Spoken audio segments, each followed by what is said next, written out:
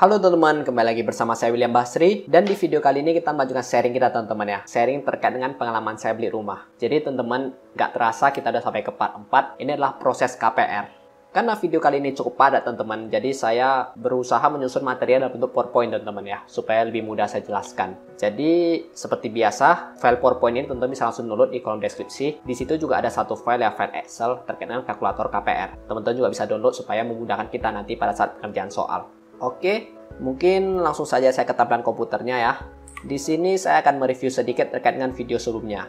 Jadi kita sudah melalui 3 video teman-teman. Ini adalah video part pertama, motivasi awal. Video part kedua, proses pengumpulan uang atau tips dan trik pengumpulan uangnya untuk membeli rumah melalui KPR maupun cash. Dan yang ketiga adalah tips mencari rumahnya. Kita masuk ke part keempat, proses KPR. Pada video kali ini, apa saja yang kita bahas? Yang pertama adalah alasan kenapa saya KPR. Di sini saya cuma memberikan gambaran saja secara singkat kenapa sih saya KPR dan tujuannya untuk memberikan insight kepada teman-teman. Yang kedua adalah proses KPR atau materinya. Yang pertama adalah syarat KPR, yang kedua ciri khas KPR, yang ketiga contoh soalnya, ada 2 contoh soal. Yang keempat adalah perincian biaya KPR, yang kelima hal-hal yang perlu diperhatikan atau tips dan triknya. Yang keenam adalah contoh soal dari permohonan awal sampai dengan asumsi biaya yang timbul. Jadi di sini ada 3 contoh soal keseluruhannya. Ini yang poin C dan yang poin F. Oke, kita masuk ke poin pertama atau pendahuluan atau awalnya. Kenapa sih saya memutuskan untuk KPR? Kenapa sih nggak beli cash saja? Teman-teman mungkin sudah bisa baca lah ini semua ya. Kalau saya baca sih nanti jadinya baca slide. Tapi intinya teman-teman, ada 2 poin sebenarnya, 2 poin saja.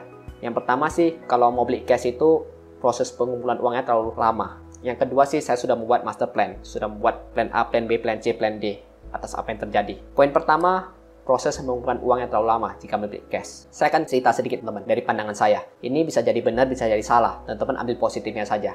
Saya adalah golongan menengah. Saya garis bawahi golongan menengah. Dalam arti nggak kaya, tapi nggak miskin juga. Menengah lah. Golongan menengah seperti saya itu ada banyak banget orangnya teman-teman. Ada banyak banget. Secara logika, kalau golongan menengah, dia pasti membeli rumah yang menengah. Nggak mungkin dong dia beli rumah subsidi. Kenapa? Karena kalau rumah subsidi itu kan terlalu jauh lah dari kota. Kita orang menengah itu pasti kerjanya itu minimal dekat-dekat kota lah. Nggak bisa jauh kali.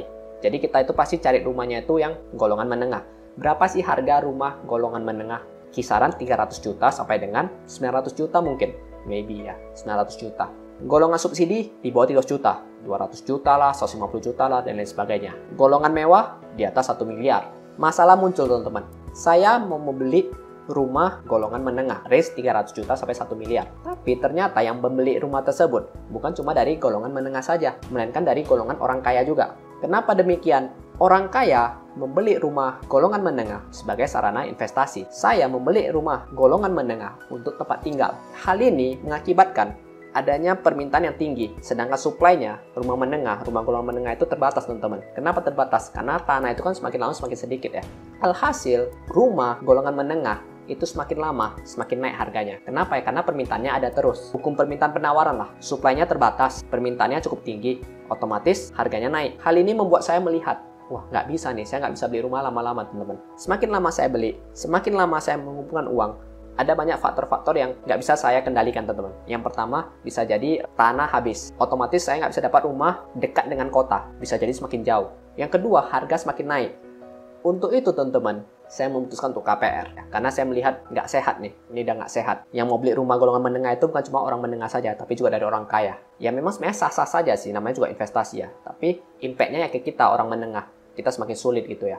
Yang kita mau beli untuk tempat tinggal, mereka beli untuk investasi. Dan kalau rumahnya nggak laku, mereka jual mahal ya mereka nggak peduli gitu teman-teman ya. Toh uang mereka banyak gitu kok. Rumah tersebut nggak dirawat, nggak diapa-apain, mereka juga nggak rugi gitu. Yang penting nampak asetnya. Sedangkan di kita, boro-boro untuk investasi. Cuma untuk tempat tinggal, untuk tempat teduh saja udah susah. Jadi sebenarnya terkadang harga rumah itu nggak make sense teman-teman. Dikarenakan hal tersebut. Rumah menengah misalnya harga pasaran 15 juta, bisa jadi dijual itu menjadi 200 juta. Karena permintaannya tinggi. Jadi itu alasan pertama. Dan yang kedua, master plan. Saya sudah punya master plan. Plan A, plan B, plan C. Misalnya saya hari ini kena pecat, apakah saya masih bisa bayar KPR? Jawabnya, saya mengusahakan masih bisa. Saya masih punya YouTube, saya masih punya skill untuk mengajar, dan lain sebagainya. Dan yang kedua teman-teman, saya punya master plan. Saya punya gambaran kapan saya harus melunaskan kredit saya. Tentunya tidak sampai dengan jangka waktu kreditnya itu teman-teman ya. Contoh saya ambil 15 tahun. Nggak mungkin saya tunggu sampai 15 tahun. Saya pasti punya gambaran, misalnya di 5 tahun saya sudah mau lunas. Alhasil saya ambil KPR. Kenapa sih saya mau lunas cepat? Iya teman-teman, supaya bunganya itu saya nggak bayar sampai habis. Berdasarkan pertimbangan A, pertimbangan B, pertimbangan C, pertimbangan D, ya saya putuskan untuk KPR. Itu pandangan dari saya, teman. Bisa jadi salah, bisa jadi benar, tapi teman-teman yang menilai. Oke, kita masuk ke slide selanjutnya. Itulah syarat KPR. Aduh, kalau syarat ini sih, kenapa sih saya cantumkan di slide ini ya? Ini supaya teman-teman yang mau KPR punya gambaran saja apa yang mau disiapkan. Tapi sih ini semua sih formalitas banget ya. KTP, akta nikah, akta lahir, NPWP, dan lain sebagainya untuk pembeli atau yang mau KPR nih. Tapi di sini saya mau garis bawahi teman-teman. Ini ada slip gaji, ada bukti penghasilan lainnya, ada rekening koran. Nah, untuk karyawan kan biasa diminta tuh slip gaji ya. Terus ketika dia sudah minta slip gaji, dia minta juga rekening koran 3 bulan terakhir. Kalau teman-teman lampirkan slip gaji, tapi gaji teman-teman tidak tercermin di rekening koran, ya misalnya nih gaji teman-teman 10 juta, di rekening koran nggak nampak nih 10 juta, nampaknya 5 juta per bulan. Pihak bank pasti menilai penghasilan teman-teman itu sebulan cuma 5 juta. Jadi teman-teman itu pun agak sulit membohongi pihak bank. Ya. Nah, untuk wira swasta bagaimana? Kan nggak punya slip gaji ya. Tentu mereka pakai laporan keuangan dan izin usaha. Dan juga rekening koran. Di rekening koran nanti dilihat transaksinya. Oke teman-teman, jadi terkait dengan poin slip gaji ini sih nanti pengaruhnya ke analisa kemampuan bayar. Itu juga nanti akan kita buat contoh soalnya teman-teman. Ya. Untuk penjual sih formalitas juga lah. Kopi sertifikat rumah, IMB, kopi PBB, rekening listrik, dan lain sebagainya. Di sini teman-teman, yang harus digarisbawahi selain poin 7 sampai poin 11 ini poin 4 teman-teman, NPWP. Ingat, kalau kita mau beli rumah, mau beli ataupun mau jual, itu harus ada NPWP. Dan NPWP-nya itu harus efektif ya, nggak boleh nggak efektif ya, harus aktif. Kalau nggak aktif, kita nggak bisa melakukan proses jual beli rumah. Kenapa? Karena nggak bisa bayar pajak jual beli rumah ya. Jadi NPWP-nya itu harus aktif. Terkait dengan pelaporan SPT, itu si bank sama notaris nggak mau tahu. Kalau teman-teman asal-asal isi SPT, itu bisa bahaya ke teman-teman sendiri. Jadi SPT itu diisi sesuai dengan sebenarnya dan kebutuhan teman-teman lah ya. Kalau teman-teman nggak pandai isi SPT, nggak tahu bagaimana cara pelaporan pajak, konsultasikan dengan orang pajak. Oke teman-teman. Nah, kita masuk ke ciri khas KPR. Sebenarnya ciri khas KPR ini ada 7 ya. Ini menurut saya teman-teman, bisa jadi salah, bisa jadi benar. Tapi ini menurut gambaran saya. Yang pertama adalah rumah yang dibeli akan menjadi jaminan bagi pihak bank. Jadi ketika kita beli rumah, meskipun rumah tersebut sudah kita beli dengan KPR ya, udah atas nama kita. Ingat teman-teman, itu belum punya kita sepenuhnya. Kenapa? Karena bank ada menaruh hak tanggungan di situ ya. Jadi bank itu juga punya hak di sana. Sebesar biasanya itu 125% dari yang kita pinjam. Dan yang kedua adalah pembiayaan. Pinjaman bank yang diberikan itu dapat dihitung melalui 2 langkah yang saling berhubungan. Yang pertama itu adalah pembiayaan maksimal 80% dari nilai taksasi. Taksasi itu adalah nilai rumah yang diperkirakan oleh pihak bank. Yang kedua itu adalah pembiayaan harus sesuai dengan kemampuan bayar. Ini yang saya katakan tadi. Rumusnya itu menggunakan DBR. DBR itu adalah penghasilan kurang cicilan kali persentase DBR. Persentase DBR bank itu biasanya 45% sampai 50%. Bisa jadi juga 55%. Oke, ini nanti ada contoh soalnya teman-teman. Nanti kita akan bahas di slide selanjutnya supaya lebih detail. Poin ketiga, hasil BI checking atau ID peminjam harus lancar. Nah, teman-teman yang mau minjam uang untuk KPR, pastikan teman-teman itu fasilitas kreditnya itu semua lancar. Kenapa? Karena ketika kita pinjam uang, ini untuk pinjaman-pinjaman resmi ya, yang diawasi oleh OJK ya. Semua lembaga peminjam ini melaporkan data kita ke OJK dan OJK merekap ya data kita itu ke namanya itu adalah IDEP, informasi debitur. Jadi misalnya nih saya pinjam uang nih ke BCA. Si BCA minta IDEP saya. Rupanya saya juga ada pinjam uang ke OVO Pay Letter. Di OVO Pay Letter saya nunggak. BCA bakal tahu saya punya pinjaman di OVO Pay Letter dan kondisinya sedang nunggak. Jadi teman-teman, hati-hati pakai OVO Pay Letter, Shopee Pay Letter, Kredivo, pinjol-pinjol lah, pinjaman online dan lain sebagainya. Maksudnya kalau mau pinjam ya boleh, tapi lunasi, bayar. Jangan sampai nunggak, jangan sampai nggak bayar. Kalau nggak bayar, nanti tentu nggak bisa KPR lagi. Sayang loh kalau misalnya kita cuma nunggak 1 juta saja ya, nggak mau bayar lagi ya. Kita dicap di blacklist seumur hidup, kita nggak bisa KPR. Menurut saya sih sayang banget. Poin keempat, DP biasanya minimal 20%. Nah ini sesuai ketentuan bank sih. Ada sih yang di bawah 20%, contoh 15%. Ada juga 0%, peraturan pemerintah kemarin, tapi syaratnya banyak banget. DP terlalu rendah juga nggak bagus teman-teman. Ini saya kasih gambaran saja. Semakin rendah DP, tentu bunga yang kita bayar itu semakin besar. Semakin besar DP, bunga yang kita bayar itu semakin kecil. Jadi jangan anggap bahwa DP 0% itu bagus. Ya nggak bagus-bagus banget juga sebenarnya, karena bunganya semakin besar. Yang poin kelima, jangka waktu pinjaman mencapai 15 tahun. Ada sih bank yang memberikan 20 tahun, ada juga saya 25 tahun, tapi biasa jarang banget. Kebanyakan sih maksimal 15 tahun. Suku bunga yang dipakai biasanya efektif floating. Ada efektif fix ya, tapi dia itu biasanya itu beberapa tahun saja. Setelah itu nanti dia menjadi floating. Floating itu dalam arti berarti dia itu mengikuti suku bunga bank. Jadi dia berubah-ubah. Misalnya tahun ini 12%, tahun depan bisa menjadi 13%. Bisa juga turun menjadi 11%. Tapi kalau fix, dia bersifat tetap. Ingat saja, fix floating. Fix tetap, floating berubah-ubah. Biaya yang timbul atas jual beli langsung dibayar di muka. Jadi ini ada biaya notaris, biaya provisi, biaya admin, nanti akan kita bahas ya. Itu langsung dibayar di muka. Nggak bisa dicicil atau nggak bisa diapa-apain lah. Harus dibayar di muka langsung, cash. Otomatis ini akan menambah beban kita di awal. Selain membayar DP, mau bayar biaya-biayanya lagi. Jadi itu cukup memberatkan si pembeli sebenarnya. Nah, sekarang kita masuk ke perhitungan nih. Mengukur pembiayaan bank. Jadi, bank itu biasanya memberikan kredit itu berdasarkan dua jalan, teman-teman. Yang pertama itu berdasarkan jalan normalnya, yaitu berdasarkan kemampuan bayar. Kalau kemampuan bayar nasabah ini oke, otomatis kredit tersebut pasti lancar. Jalan kedua adalah menggunakan agunan, ya, atau kolateral lah istilahnya. Kalau misalnya nasabah nggak bisa bayar, jalan pertama ini gagal, tentu masih ada jalan kedua. Jalan kedua itu adalah agunannya disita, dilelang. Otomatis bank itu masih balik lah, nggak rugi gitu ya. Jadi kedua poin ini teman-teman, ini saling berhubungan ya. Ini saling berhubungan. Nggak boleh satu lewat, satu nggak lewat. Nggak boleh. Harus dua-duanya ini lewat, baru bisa. Dia saling berhubungan. Kita masuk yang gampang dulu teman-teman. Yang second way out-nya. Ini yang kedua nih. Cara keduanya sebenarnya. Tapi saya buat poin pertama. Karena dia lebih gampang. Pembiayaan bank itu maksimal tuh 80% dari nilai taksasi. Nilai taksasi itu adalah nilai rumah yang diberikan oleh bank. Biasanya untuk rumah secondary, bank menilai harga rumah itu dengan harga jual cepat. Oke? Untuk rumah baru, harga taksasi bisa saja sama dengan harga jual. Tentu tanya nih, Bang, kenapa sih rumah secondary itu bank nilai itu jual cepat, sedangkan kenapa sih rumah baru itu malah bisa sama? Untuk rumah secondary, teman-teman, biasanya kondisinya itu kita nggak tahu lagi bagaimana ya. Jadi bank itu menilai itu langsung harga jual cepat. Sedangkan kalau rumah baru, kondisinya kan masih baru ya. Terus rumah baru ini punya ciri khas teman-teman. Biasanya itu rumah baru itu kalau dibeli sekarang, itu tahun depan tuh harganya naik. Nah ingat, seperti yang saya katakan tadi, saya ceritakan. Kalau dia itu misalnya itu rumah menengah, permintaannya banyak nih, cenderung harganya naik. Jadi bank itu bisa saja membuat taksasinya sama. Kenapa? Kalau sama tenang saja, nanti pada saat dijual harganya pasti naik. Beda dengan rumah bekas. Rumah bekas kalau daerahnya pun bagus, harga tanahnya mahal, tapi kalau bangunannya rusak, ya dinilai cuma harga tanahnya saja. Otomatis bank itu cuma menilai dengan harga jual cepat.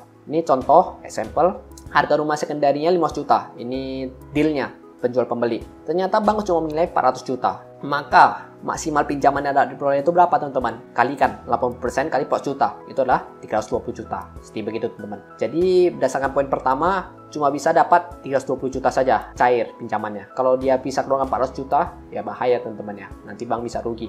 Dia itu anggap cuma bisa pinjam 320 juta saja. Nah, ini ada NB teman-teman. Ada beberapa case, bank tidak mau memberikan kredit dikarenakan kondisi rumah tidak sesuai spesifikasi minimum suatu bank. Nah, ini penting juga teman-teman. Ini terkait dengan rumah secondary. Misalnya nih, teman-teman mau beli rumah nih, rumah secondary. Itu situ ada rumah harganya misalnya 80 juta. Bank lihat, wah saya nggak mau biaya ini. Bisa teman-teman ya.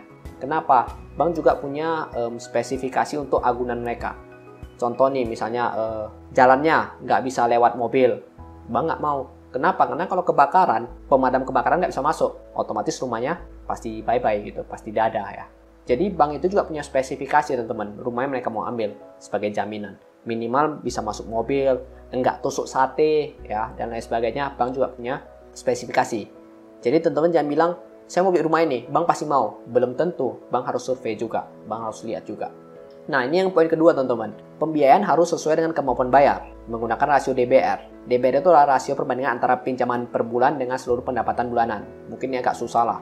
Intinya itu rumusnya itu adalah penghasilan kurang cicilan per bulan dikali 45%. Ini sampai dengan 50%, tergantung ketentuan. Ini saya langsung kasih contoh saja supaya teman-teman paham. Tuan A, anggap teman-teman nih memiliki penghasilan 10 juta. Cicilan per bulan teman-teman 5 juta. Ini cicilan per bulan ini tampak dari BI Checking atau iDebt ya.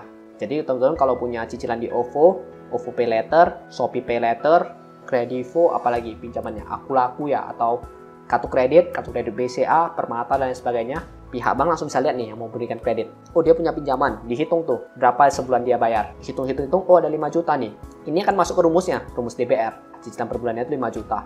Ketentuan bank itu DBR-nya 45%. Berarti berapa DBR Tuan A? Nih, penghasilan kurang cicilan per bulan kali 45%. 10 juta gaji dia ya.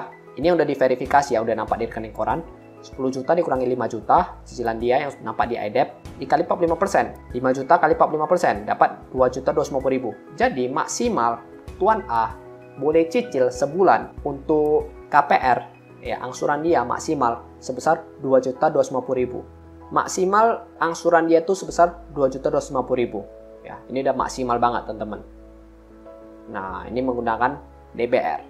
Jadi kita langsung masuk saja ke contoh soal supaya lebih jelas lagi, dan kita kombinasikan dua ilmu ini teman-teman. Ya, ini kan tadi udah ada contoh simpelnya ya. Dua ilmu tadi akan kita kombinasikan. Ini contoh soal pertama. Tuan A mau beli rumah seharga 15 juta. Pihak bank menilai rumah tersebut 450 juta. Tuan A memiliki penghasilan sebesar 7.500.000 per bulan. Cicilan berjalan Tuan A, kartu kredit, motor, dan sebagainya sebesar 1 juta per bulan. Suku bunga berjalan 8% efektif floating. Ketentuan rasio DBR bank 50%. Pertanyaannya, dapatkah Tuan A memperoleh fasilitas kredit? Jika bisa, opsi apa yang diambil? Asumsikan Tuan A ini teman-teman. Teman-teman hari ini mau beli rumah seharga 15 juta. Bank menilai itu cuma 450 juta saja teman-teman. Gaji teman-teman 7,5 juta. Nah, menarik ya. Cicilan berjalan Tuan A sebesar 1 juta. Tentu punya cicilan nih, OVO Pay Later dan sebagainya 1 juta. Suku bunganya 8%. Suku bunga sekarang itu ditawarkan bank itu 8%. Ketentuan rasio DBR itu 50%. Jadi kita lihat teman-teman, bagaimana cara teman-teman mendapatkan fasilitas KPR. Nah, jawab ini kita menggunakan 2 langkah teman-teman. Tapi 2 langkah ini saling berhubungan. Langkah pertama, hitung dulu taksasi bank. Seperti yang saya sharekan di slide tadi teman-teman. Bank menilai rumah tersebut 450 juta saja. Maka 450 juta kali 80%. 360 juta. Kesimpulan langkah pertama, teman-teman itu cuma bisa itu memperoleh pinjaman bank maksimal. Ini maksimal ya. 360 juta berdasarkan langkah pertama. Dengan kata lain, teman-teman, minimal DP itu sebesar 20% atau 150 juta. Ini dari mana? Dari 500 juta dikurangi 360 juta. 500 juta itu kan harga rumahnya. Teman-teman cuma bisa dibayar 360 juta saja. Maka kurang 140 juta lagi. 140 juta ini adalah teman-teman DP. 140 juta dibagi 500 juta. Ini sama 25%. Berarti dengan langkah pertama saja sudah tahu teman-teman.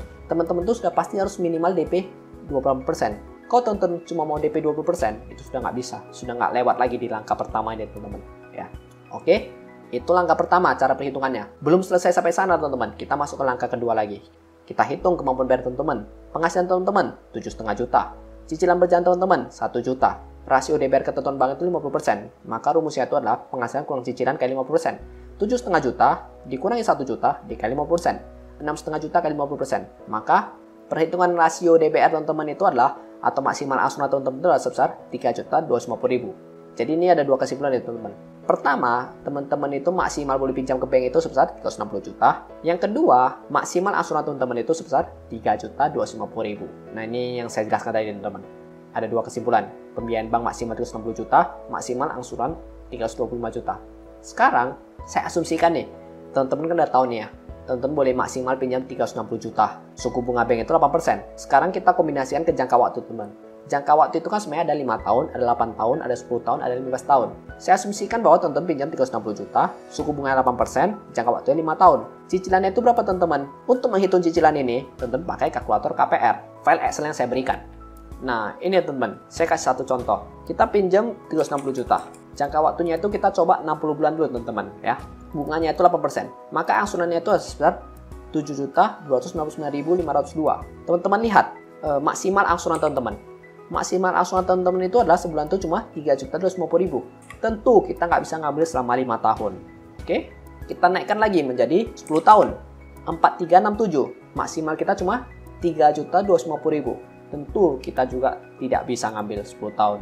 Ditolak kreditnya.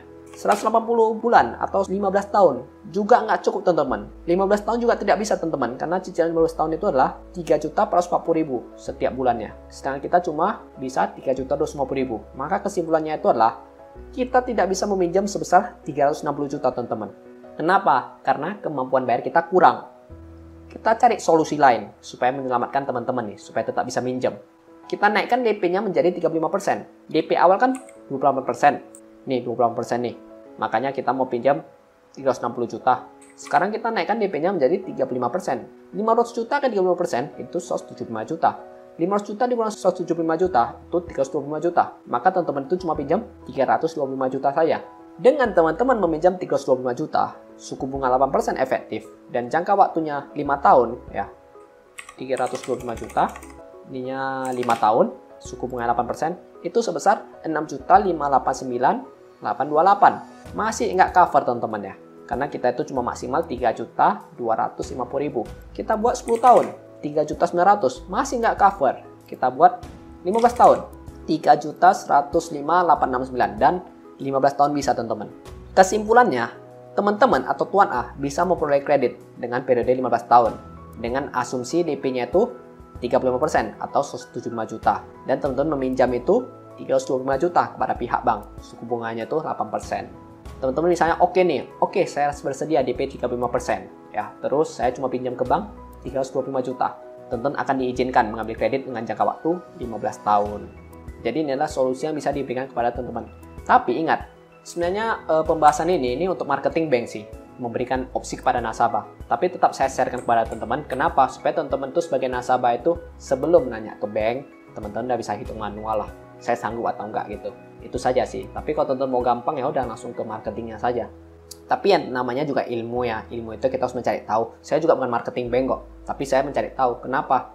Ya saya mau pelajari. Saya takut juga dibodoh-bodohi bank ya kan. Saya kan pada saat mengajukan kredit itu ada nanya banyak bank. Saya harus tahu bagaimana cara perhitungan mereka. Kalau saya nggak tahu ya ujung-ujungnya saya dibodoh-bodohi gitu.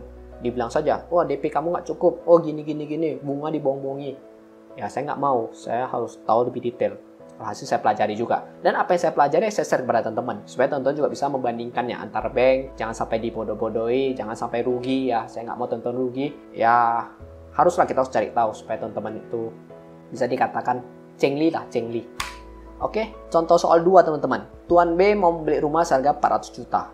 Pihak bank menilai rumah tersebut seharga 400 juta juga karena rumah baru. Berarti ini nilai transaksi dengan nilai taksasinya sama teman-teman. Tuan B memiliki penghasilan sebesar 6.250.000 per bulan. Tuan B tidak memiliki cicilan. Dicek nih IDEP-nya, rupanya tidak ada data. Nggak ada pinjaman dia. Suku bunga berjangka 8% efektif floating. Persentase DBR ke teman-teman bank adalah 50%. Pertanyaannya, dapatkah Tuan B memperoleh KPR? Jika bisa, opsi apa yang diambil? Nah, ini juga seperti yang tadi teman-teman. Anggap Tuan B ini adalah teman-teman. Teman-teman mau beli rumah nih harga 400 juta. Gaji teman-teman 6.250.000. Ya. Bisa nggak kita peroleh fasilitas KPR? Kita coba hitung. Langkah pertama kita hitung dulu teman-teman taksasinya. Karena bank juga menilai 400 juta, sama ya. Berarti 400 juta kan 80%, 320 juta. Berarti dengan kata lain, karena ini taksasinya 100%, kita bisa melakukan DP sebesar 20% atau sebesar 80 juta. Atau dengan kata lain, paling minimum. Nah, teman-teman kan suka yang paling minimum ya. Jadi teman-teman bisa. Jadi 400 juta dikurangi 320 juta, dapatlah 80 juta. Ya, 80 juta ini adalah DP kita. 80 juta per 400 juta, 20%. Berarti dengan kata lain ya, kita bisa memperoleh kredit dari bank sebesar 320 juta atau kita DP hanya sebesar 20%. Itu langkah pertama. Langkah kedua kita masuk ke menghitung kemampuan bayar kita teman-teman. Diketahui penghasilan teman-teman atau Tuan B sebesar 6.250.000. Teman-teman nggak punya cicilan berjalan atau 0. Rasio DBR ke teman-teman bank itu 50%. Maka kita hitung teman-teman. DBR sama dengan penghasilan kurang cicilan kali 50%. 6.250.000 dikurang 0 kali 50%. Berarti 6.250.000 kali 50% sama dengan 3.125.000 maksimal angsuran teman-teman per bulan. Sekarang, setelah kita tahu dua langkah ini teman-teman, kita sisa melakukan proses pencarian opsinya saja. Kita asumsikan teman-teman nih, karena kan dibilang nih ya, teman-teman bisa kok pinjam maksimal 320 juta. Ya udah kita maksimalkan saja peminjamannya ke bank. Teman-teman pinjam nih 320 juta, suku bunga 8%, efektif. Nah, sekarang kita lihat jangka waktunya, 5 tahun, 10 tahun, 15 tahun. Kita buat 5 tahun dulu misalnya, 320 juta. Itu sebesar 6.488.000 teman-teman. Ternyata maksimal asuran teman-teman belum cover. Jadi teman-teman nggak bisa ambil 5 tahun. Kita tes 10 tahun, 3.882.000. Ternyata kemampuan pembayaran teman-teman nggak cukup juga. Karena maksimal asuran teman-teman itu cuma 3.125.000. Berarti gagal. Dan yang ketiga kita buat 15 tahun. Ternyata dia tuh 3.055.000 dan teman-teman sanggup. Jadi teman-teman, ini Tuan B ya, maaf nih salah ketik teman-teman ya. Teman-teman meminjam 320 juta, suku bunga 8% dengan 15 tahun, ini teman-teman bisa ya. Dan teman-teman bisa memperoleh fasilitas KPR. Ya, ini kesimpulannya teman-teman. Oke teman-teman ya, kita sudah selesai mengerjakan dua contoh soal terkait dengan nih mengukur pembiayaan bank. Kita lanjut lagi teman-teman ke perincian biaya KPR. Tadi kan kita bahas terkait dengan DP saja ya. Itu cuma pengaturan DP saja supaya KPR kita bisa di-approve. Setelah KPR kita di-approve teman-teman ya, ternyata masih ada biaya-biaya yang timbul teman-teman. Dan biaya-biaya ini harus dibayar di muka. Ya, sesuai dengan ciri khas KPR tadi yang saya sebutkan. Apa saja biaya-biaya teman-teman? Teman-teman jangan kaget ya, ini memang cukup banyak. Yang pertama adalah biaya pajak jual beli. Ini akan saya jelaskan di slide selanjutnya ya, karena ini cukup panjang juga, ada juga contoh soalnya sedikit. Yang kedua adalah biaya notaris atas jual beli rumah. Terus ada biaya bank yang timbul, ada biaya provisi, biaya ADM, biaya survei, biaya asuransi jiwa dan kebakaran, dan biaya lain-lain, fotokopi meterai dan seterusnya. Biaya-biaya yang timbul ini harus dibayar di muka teman-teman. Jadi kalau mau beli rumah, selain mengumpulkan DP, kita harus pertimbangkan juga biaya-biaya lainnya, biaya-biaya yang timbul atas jual beli rumah ataupun atas KPR. Kita masuk ke biaya pajak jual beli. Ketika terjadi proses jual beli rumah, tentu akan ada timbul pajak jual beli. Bagaimana sih cara perhitungan biaya pajak jual beli? Untuk pembeli itu 5% dikali harga perolehan atau harga AJP, harga jual beli rumahnya, dikurang NJOP/TKP. NJOP/TKP ini tergantung dari tiap daerah beda-beda. Kalau di Medan, daerah saya 60 juta. Ya. Pajak penjual 2,5% kali harga perolehan. Nah, harga perolehan ini adalah harga yang dicatat pada akta jual beli. Oke, untuk rumah baru, ini ada sedikit catatan, terkadang ada promo di mana harga jual sudah include biaya pajak jual beli, ditanggung oleh developer, sampai dengan biaya notaris. Jadi rumah baru itu terkadang ada kelebihannya, free biaya pajak jual beli, itu sih udah enak biasanya ya. Untuk rumah secondary, ini masalah rumah secondary nih, selalu pastikan kepada si penjual bagaimana pembayaran pajaknya. Apakah ditanggung sesuai porsi masing-masing, atau semua ditanggung pembeli, atau sebaliknya. Nah, rumah secondary sering berkasus nih, contoh nih, saya jual rumah saya jual 400 juta net, saya bilang, nggak bisa nego lagi. Deal nih, terjadi deal. Rupanya pada saat deal kan mau bayar pajak nih ya, si penjual ini nggak bersedia bayar pajaknya. Kenapa? Dia bilang saya jual rumah itu 400 juta net, saya nggak mau keluar uang lagi. Jadi si pembeli atau kita yang mau beli rumah, kita harus tanya secara detail. Nanti kalau misalnya sudah deal, ini pajak siapa tanggung? Apakah tanggung per porsi masing-masing? Contoh pembeli bayar pajak pembeli, penjual bayar pajak penjual, atau semua ditanggung pembeli? Harga rumah yang dijual udah net, itu harus dijelaskan. Harus didiskusikan dengan baik teman-teman ya, jangan sampai miskomunikasi. Apalagi kalau teman-teman udah bayar DP ya, udah bayar DP rupanya katanya, kalau saya mau bayar pajak penjual lagi, saya anggap saja transaksinya batal gitu ya. Wah, kita makin pusing. Kenapa teman-teman saya bilang harus didiskusikan dengan baik? Karena pajak penjual ini ngeri juga harganya teman-teman. Bayangkan ya, 2,5% kali 400 juta itu udah berapa? Itu mahal ya. Ini hitung jutaan teman-teman. Bahkan bisa puluhan juta. Jangan main-main dengan pajak ini. Ini ngeri biayanya teman-teman. Jadi harus didiskusikan dengan baik. Paling bagus itu adalah bayar per porsi masing-masing. Tapi kalau lebih bagus lagi, ditanggung oleh developer. Seperti rumah baru, itu paling enak. Tapi jangan senang juga teman-teman. Biasanya developer udah up harganya, sudah dinaikkan harganya. Jadi jangan senang juga. Namanya promosi lah, teknik marketing lah ya. Dia kasih free ini, free itu ya, harganya ada dimasukkan ke harga jual rumah. Jadi jangan senang juga. Jadi ini saya cuma sharekan, jangan sampai teman-teman itu terkecoh. Contoh biaya pajak jual beli. Nah ini saya kasih contohnya. Tuan A membeli rumah seharga 500 juta. Kita asumsikan rumah ini di kota Medan, kota saya. NJOP/TKP 60 juta. Untuk pajak pembeli, berarti 5% kali 5 juta dikurang 60 juta. 5% kali 40 juta. Itu sebesar 22 juta. Pajaknya saja 22 juta teman-teman. Sakit ya? Iya, sakit. Memang mahal pajaknya teman-teman. Pajak penjual 25% kali 5 juta. 12 juta 500 ribu. Nah, ini kalau tidak didiskusikan dengan baik, si penjual nggak mau bayar, ini uang nih teman-teman loh, 12 juta loh. Ini satu iPhone ini. Ya, jangan sampai kita beli rumah dari mau hemat, gara-gara nggak dikomunikasikan dengan baik, kita rugi nanti. Ruginya nggak main-main, 12 juta. Nah, bagi sebagian orang mungkin kecil ya, tapi bagi saya ini cukup besar. Diskusikan dengan baik, bagaimana porsi pembayaran pajak pembeli dan pajak penjual. Siapa yang tanggung? Masing-masing kah? Atau si pembeli semua kah? Atau si penjual semua kah? Diskusikan dengan baik, karena ini uangnya cukup besar. Biaya notaris ya. Biaya notaris ini sangat beragam teman-teman. Tergantung siapa notarisnya. Semakin terkenal notarisnya, maka dia semakin mahal. Semakin biasa-biasa notarisnya, ya dia semakin murah. Umumnya itu kita membayar dari biaya cek bersih, akta jual beli, balik nama, sampai pengikatan HT. Tapi kalau kita pakai fasilitas KPR, biasanya itu notaris yang diarahkan itu notaris rekanan bank. Tapi kalau kita beli rumah baru, biasanya bisa dibantu oleh developer. Developer pastikan dia udah sering jual beli rumah ya. Dia pasti punya banyak kenalan notaris yang bisa meringankan kita sebagai pembeli agar biaya tidak terlalu besar. Ada sedikit note, usahakan minta kepada pihak bank untuk dibantu oleh notaris yang fee-nya jangan terlalu mahal. Saya juga dulu begitu teman-teman. Saya pada saat beli rumah, saya langsung bilang ke marketingnya, saya mau notaris yang nggak gitu mahal. Jangan kasih notaris yang mahal banget. Ya, alhasil dia kasih saya notaris yang harganya juga nggak gitu murah ya, tapi masih make sense lah. Dulu teman saya tanya itu sekitaran 5 jutaan, saya juga sekitaran 5 jutaan. 5-6 jutaan lah. Tapi kalau kita tanya orang lain, ada juga yang 10 juta. Itu juga tergantung dari harga rumahnya juga teman-teman. Semakin mahal harga rumahnya, tentu biaya notarisnya semakin mahal. Nah, kita masuk ke hal-hal yang perlu diperhatikan teman-teman. Membeli rumah wajib ada NPWP, ini sudah saya jelaskan ya. Baik penjual maupun pembeli harus punya NPWP, statusnya efektif. Kenapa? Karena ketika kita mau bayar pajak jual beli, ini namanya proses validasi pajak. Jadi kalau NPWP kita nggak efektif atau kita nggak punya NPWP, ya kita nggak bisa jual beli rumah. Penjualnya nggak punya NPWP, juga nggak bisa jual beli rumah. Dua-dua harus punya NPWP dan harus efektif. Terkait dengan SPT, pelaporan SPT itu udah menjadi tanggungan masing-masing ya. Si penjual nih nggak pernah lapor asetnya di periode jual, ya itu menjadi tanggungan dia, pertanggungjawaban dia di bagian pajak. Pembeli nih nggak punya harta, tiba-tiba bisa beli rumah, itu menjadi tanggung jawab dia di bagian pajak. Makanya SPT itu lapor dengan benar, supaya kalau kita mau beli rumah, ya gampang ya, mau ngapa-ngapain gampang. Tapi kalau lapornya asal-asalan, nanti pas punya uang beli rumah, susah gitu teman-teman ya. Masuk ke poin kedua, proses KPR. Jangan terpaku dengan hanya satu bank. Nah, ini benar teman-teman ya. Seperti yang saya jelaskan tadi. Kenapa sih saya sharekan teman-teman bagaimana perhitungan bank? Ya, supaya teman-teman itu punya gambaran. Dan teman-teman itu tidak terpaku oleh satu bank saja. Jangan sampai dibodoh-bodohi. Jadi teman-teman itu berhak melakukan proses apply ke banyak bank. Terus teman-teman bandingkan nih. Bandingkan penawarannya yang paling menarik. Meliputi suku bunga, biaya-biaya banknya ya yang paling murah. Kalau bisa suruh saja marketing buat perinciannya. Jadi teman-teman bisa milih yang ini. Udah enak dia ya. Yang ketiga adalah hati-hati melihat suku bunga promo suatu bank. Nah, ini untuk promo hati-hati juga teman-teman. Misalnya nih ada diceritakan bahwa suku bunga 5% efektif fix selama 3 tahun. Rupanya teman-teman itu ajukan selama 15 tahun. Teman-teman harus tanya kepada marketing.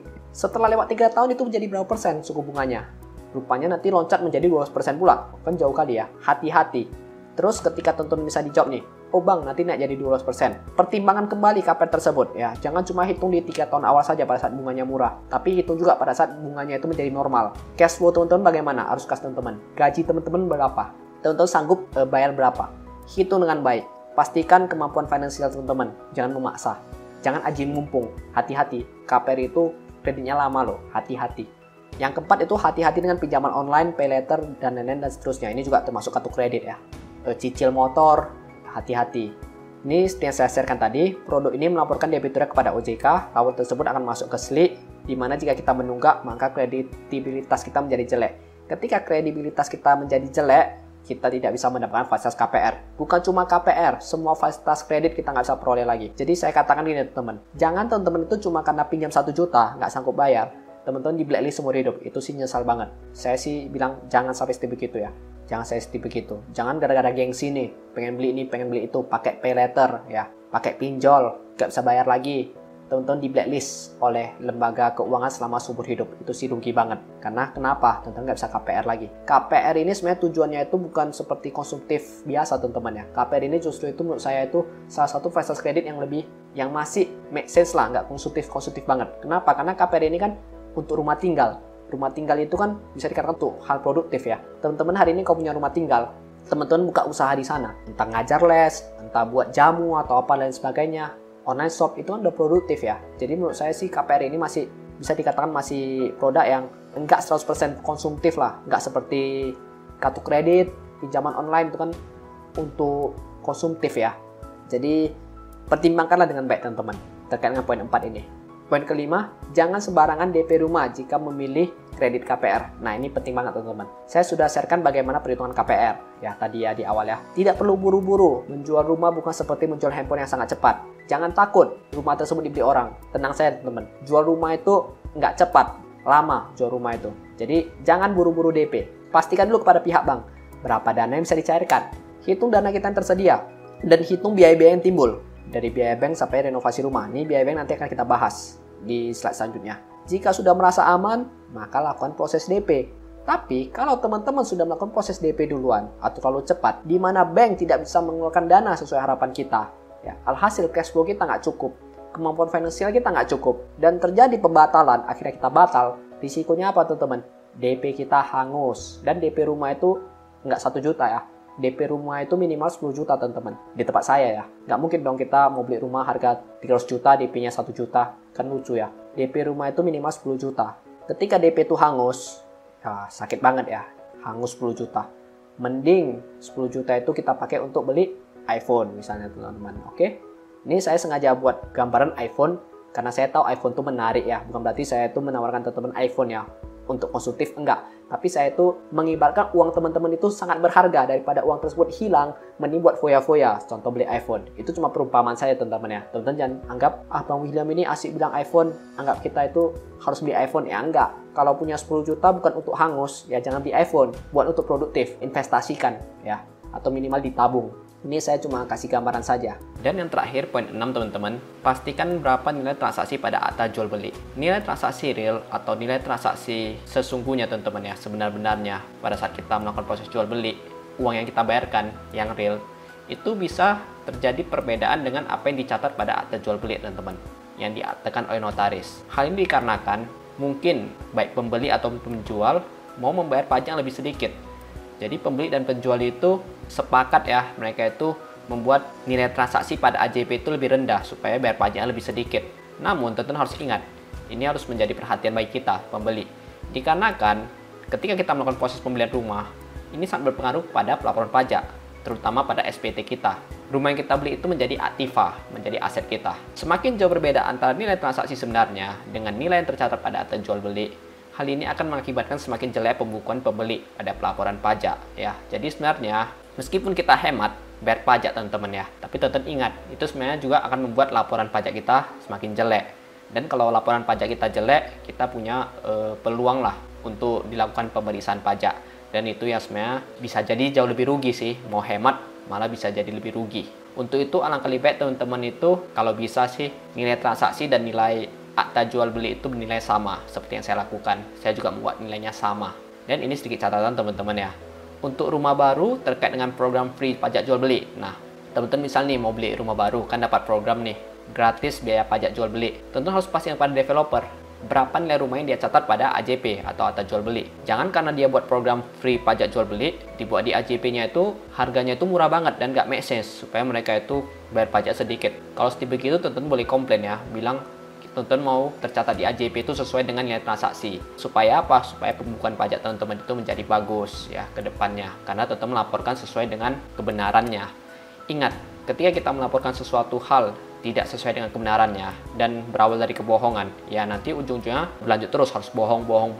Atau lebih baik sih teman-teman konsultasikanlah kepada orang-orang yang di bagian perpajakan. Mungkin mereka lebih paham bagaimana sistem pencatatan yang bagus, atau mungkin mereka ada sedikit masukan, ada insight-insight yang bisa dia berikan kepada kita untuk kita pertimbangkan, ya itu mungkin lebih bagus. Tapi kalau dari saya sendiri sih, saya tetap berpatokan bahwa ya kalau nilainya sedikit-sedikit saja, ya udahlah catat sesuai dengan apa adanya saja. Dan inilah contoh soal terakhir teman-teman yang akan kita kerjakan. Ini dari awal sampai dengan ke proses perhitungan biayanya. Tuan A ingin membeli rumah seharga 16 juta. Bank menilai rumah tersebut seharga 580 juta. Penghasilan Tuan A sebulan itu 20 juta. Tuan A tidak memiliki cicilan. Persentase DBR itu 50%. Suku bunga bank berjalan itu 7%. Pertanyaannya, opsi apa saja yang dibeli oleh Tuan A? Ini seperti yang tadi, contoh soal 1 dan 2. Yang B, estimasikan berapa total dana keseluruhan yang harus disiapkan oleh Tuan A. Ini estimasikan, berarti bisa dikatakan kira-kira. Dengan catatan dia itu DP seminimal mungkin. Dan uang yang diestimasikan itu adalah dari DP hingga bayar pajak dan biaya lain yang timbul. Saya ingin teman-teman itu menganggap Tuan A inilah teman-teman. Ya, jadi kita mulai detik ini kita berhayal, kita mau beli rumah seharga 16 juta. Ternyata si bank cuma menilai 580 juta. Penghasilan kita itu 20 juta. Kita buat dulu langkah 1, langkah 2-nya. Pertama, taksasi bank. Bank nilai rumah kita itu cuma 580 juta. Ya, berarti 580 juta kali 80%, 464 juta. Berarti kita itu cuma boleh minjam uang teman-teman maksimal ke bank itu sebesar 464 juta. Dengan kata lain, kita terus DP itu sebesar 23% atau 136 juta. Rumusnya dari 600 juta dikurang 464 juta, dapat 136 juta. 136 juta bagi 600 juta, dapat 23%. Itu langkah pertama teman-teman. Langkah kedua, kita hitung DBR-nya, maksimal angsuran kita. Berarti 20 juta dikurang 0 karena cicilan 0 ya, dikali 50%. Diketahui kita itu bisa angsur itu maksimal itu 10 juta per bulan. Oke, itu sampai di situ teman-teman ya. Setelah kita dapat kesimpulan 2 poin ini, yang pertama itu kita boleh pinjam maksimal 464 juta, dan yang kedua maksimal angsuran kita itu adalah 10 juta. Kita masukkan ke opsinya dengan DP seminimal mungkin, atau dengan kata lain DP-nya 23% atau 136 juta. Berarti kita pinjam itu sebesar 464 juta, suku bunganya 7%. Kita buat teman-teman jangka waktunya 5 tahun, 10 tahun, 15 tahun. 464 juta. Jangka waktunya 5 tahun, suku bunganya 7%. Diketahui 5 tahun itu sebesar 9 jutaan, 9187756. 120 bulan itu 5387433 atau 10 tahun. 15 tahun itu 4170563. Berarti 5 tahun, 10 tahun, 15 tahun. Ketiga ini kita sanggup. Sisa pilih saja. Kita mau 5 tahun, kita bayar sebulan 9 jutaan, atau kita mau 10 tahun, kita bayar sebulan itu cuma 5 jutaan, atau kita mau lebih lama lagi, 15 tahun, kita bayar sebulan itu cuma 4 jutaan. Kalau kita lihat di sini sih 15 tahun dengan 10 tahun itu beda sedikit saja ya. Yang paling bisa dipertimbangkan itu adalah 10 tahun. Tapi ini tergantung ke teman-teman mau ngambil yang berapa tahun. Berarti di sini teman-teman, kita sudah punya opsi nih. Ini sisa kita pertimbangkan saja di rumah ya. Kita diskusi dengan keluarga, dengan orang tua, dengan suami, istri, berapa tahun mau kita ambil. Nah, masalah selanjutnya teman-teman, kita harus tahu teman-teman berapa dana yang harus kita sediakan jika kita mau melakukan proses jual beli rumah melalui fasilitas KPR. Pertama, harga rumah itu 16 juta. Kita pinjam sama bank itu 464 juta. Terus kita DP sebesar 136 juta. Nah, ini yang pertama teman-teman, 136 juta. Tentu kita sudah siapkan 136 juta uang DP. atau sebesar 23%. Terus kita harus bayar pajak pembeli teman-teman. Pajak jual beli nih, pajak pembeli 5% dikali 16 juta dikali 60 juta. NJOP TKP Medan ya. Sebesar 27 juta. Kita harus sediakan sebesar 27 juta untuk pajak. Sekarang kita masuk ke biaya bank yang akan timbul. Biaya-biaya banknya. Yang pertama itu adalah biaya notaris, biaya jual beli rumah. Ini saya asumsikan 10 juta, meskipun pada prakteknya saya itu cuma 6 jutaan. Tapi kita itu harus mengasumsikan worst scenario. Kita asumsikan 10 juta untuk notaris, untuk asuransi jiwa dan kebakaran itu 5 juta. Ini dulu saya itu sekitar 3 jutaan. Ini tergantung dari usia kita, sama tergantung dari nilai rumah kita. Kalau rumah kita makin mahal, tentu asuransi kebakarannya makin mahal. Kalau semakin murah rumah kita, tentu asuransi kebakarannya semakin murah. Biaya provisi 1% dari pinjaman. Pinjamannya 464 juta, maka provisinya 4640, 4.040.000. Apa sih biaya provisi ini? Biaya provisi ini adalah biaya balas jasa kepada bank. Jadi ketika misalnya kreditnya cair, kita kan terima kasih kepada bank nih, kita bayar biaya provisi. Biaya provisi, biaya ADM ini sebenarnya biaya yang udah hangus teman-teman, nggak ada balas jasanya. Kalau dibilang kasarnya ya, kita bayar ya udah kasih bank itu uangnya, nggak ada dapat apa-apa lagi. Ini biaya admin juga 1 juta. Biaya survei 250.000. Biaya survei masih mending lah untuk mereka survei ya, masih nampak mereka foto-foto rumah kita gitu ya, rumah kita beli. Terus biaya dan lain-lain, kopi meterai 500.000. Total itu adalah 21.390.000 ya. Jadi DP kita 136 juta, pajak kita 27 juta, biaya bank yang timbul 21 juta. Totalnya itu 184 juta. Jadi kita harus men-standby-kan uang sebesar 184.390.000 untuk melakukan proses KPR. Di sini teman-teman lihat ya, ada hal menarik.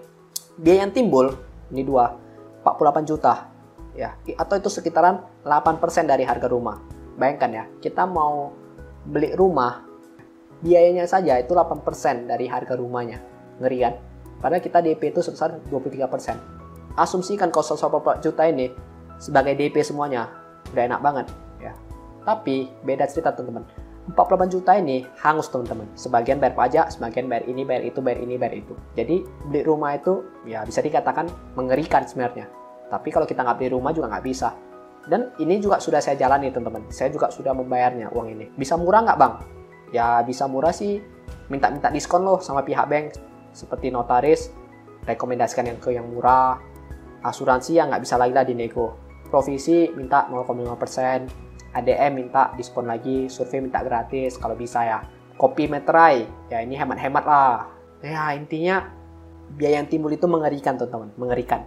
Pajak ini pajak paling ngeri ini 5%. Dan ya teman-teman mungkin sudah punya gambaran. Saya mau beli rumah harga 16 juta, saya DP 23%, bukan mengumpulkan 140 juta, melainkan saya harus mengumpulkan 184 juta. Atau plus 50 juta lagi kira-kira. Dan 50 juta itu hangus teman-teman. Untuk biaya ini, biaya itu.